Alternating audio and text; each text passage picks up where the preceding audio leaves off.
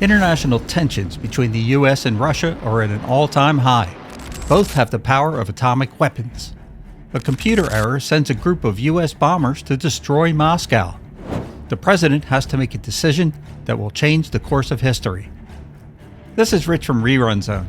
Today, we're talking about a movie from 1964 that seems so real, many people think it could still happen today. Nuclear war, something people have feared since the creation of the atomic bomb. Fallible human beings with the power to destroy the civilized world at their fingertips. Frightening, to be sure. Do you think our world leaders are any different or any better than the rest of us? Or are they just as human? Do they make just as many errors? And what about our computer systems? Do they ever break down? Ever give you wrong information? Let's look at the facts. When Failsafe arrived in theaters in 1964, people were living with the very real fear of nuclear war.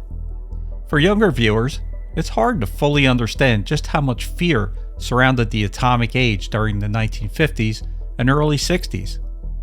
This wasn't some distant science fiction concept. The world had already seen what atomic weapons could do. In 1945, the first atomic bombs dropped on Hiroshima and Nagasaki, and it changed everything. Only 4 years later, the Soviet Union tested its own atomic bomb, and suddenly, the United States wasn't the only nuclear power on Earth. What followed was a race for more bombs, a race for bigger bombs, missiles hidden in underground silos, submarines carrying nuclear weapons beneath the oceans. It was an all-out race to see who could stockpile the most world-ending weapons. By the early 1960s, both sides had enough firepower to destroy the world several times over. Children practiced duck and cover drills in school. Families built bomb shelters in their backyards and their basements. Military bombers remained on constant alert around the clock. Then came October of 1962. And the Cuban Missile Crisis. For 13 days, the United States and the Soviet Union stood closer to nuclear war than at any other time in history. It shall be the policy of this nation to regard any nuclear missile launched from Cuba against any nation in the Western Hemisphere as an attack by the Soviet Union on the United States, requiring a full retaliatory response upon the Soviet Union. Millions of people genuinely believed that the world might end at any day. That fear never completely went away, so when Failsafe was released only 2 years later, audiences weren't watching fantasy. They were watching a nightmare that felt entirely possible, entirely real. And if you've never seen it, that's what still gives this movie its power today. It's a genuine nail-biter, and spoiler, there's no happy ending.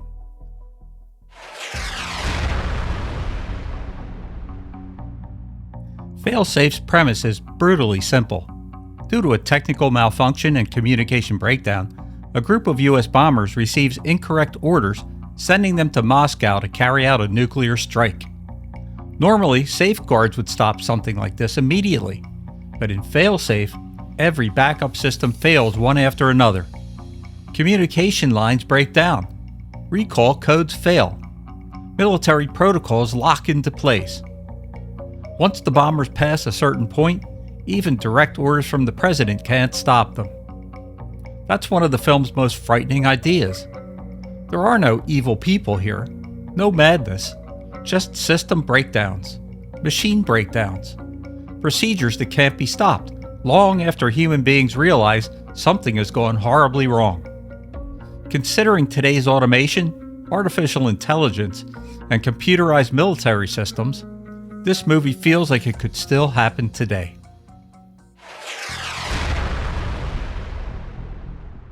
Henry Fonda plays the president here, and what makes him so effective is how restrained he is. He doesn't make any grand speeches or action hero heroics. He plays the president as a tired, intelligent man trying to hold civilization together while fully understanding that it may already be too late. You can see the pressure building behind his eyes as every possible solution disappears one by one. There's also something about the way the film portrays leadership under impossible circumstances. The president isn't seen as superhuman.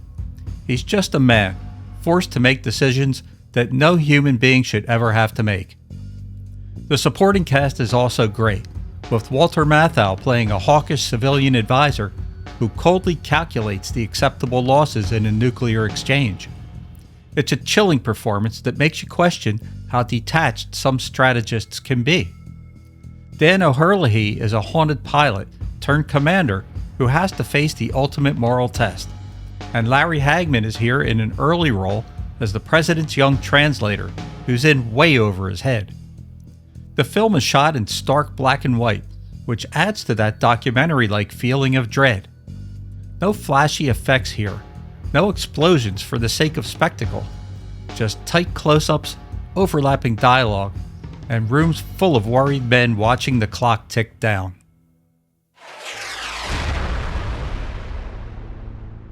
Now, if you think this scenario could never really happen, think again.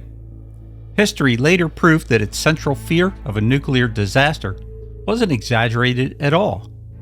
In 1983, Soviet officer Stanislav Petrov was sitting inside an early warning bunker when alarms suddenly went off, indicating incoming American nuclear missiles. Protocol said he should report the attack immediately. Instead, he hesitated. That hesitation probably prevented a nuclear catastrophe. The system had malfunctioned. Sunlight reflecting off clouds had fooled the Soviet warning satellites into thinking nuclear missiles were on the way. It may sound like fiction, but it wasn't. It really did happen. Without giving away every detail in the film, the final act forces the president into an unimaginable choice to prevent total nuclear war. It's one of the most devastating conclusions in cinema history. No heroic saves or last-second miracles, just cold logic, sacrifice, and the quiet horror of what must be done to keep the world from ending. The final minutes are a pure cinematic gut punch. You'll never forget them. In 1964, the film warned about over-reliance on machines and rigid protocols.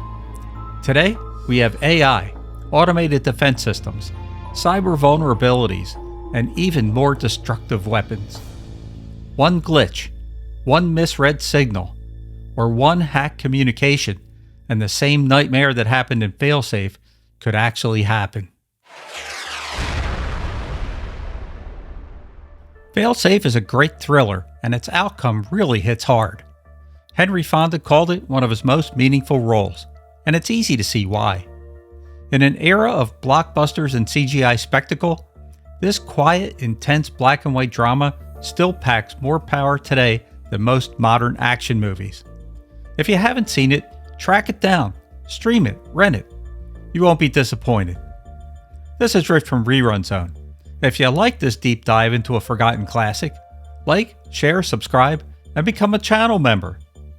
Let me know in the comments below, do you think a failsafe scenario is still possible in 2026? Drop your thoughts below. Until next time, stay safe, and let's hope the failsafes of the world keep working as intended.